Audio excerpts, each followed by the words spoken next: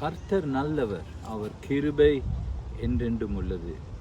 ஆண்டுடைய வசனத்திலிருந்து சங்கீதம் 11 நான் வாசிக்கிறேன். சங்கீதம் 11.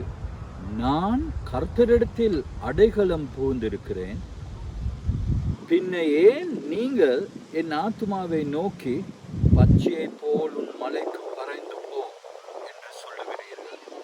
இதோ துன்மார்க்கர் வில்லை வளைத்து செம்மையான இருதயத்தார் மேல் அந்தகாரத்தில் ஏயும்படி தங்கள் அம்புகளை நானிலே தொடுகிறார்கள்.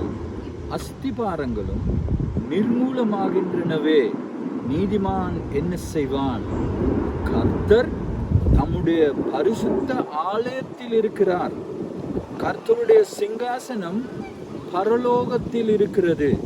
அவருடைய கண்கள் மனுபுத்திரரை பார்க்கின்றன, அவருடைய இமைகள் அவர்களை சோதித்தருகின்றன. கர்த்தர் நீதிமானை சோதித்து அறிகிறார், துன்மார்க்கர்களையும் கொடுமையில் பெருமை உள்ளவர்களையும் அவருடைய உள்ளம் வெறுக்கிறது. துன்மார்க்கர் மேல் கண்ணிகளை வருஷிக்க பண்ணுவார்.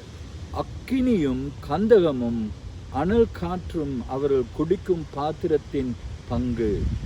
கர்த்தர் நீதியுள்ளவர், நீதியின் மேல் பிரியப்படுவார். அவருடைய முகம் செம்மையானவை நோக்கி இருக்கிறது. கர்த்தர் தாமே இந்த வசனத்தினால உங்களை ஆசீர்வதிப்பாராக. ஆமென்.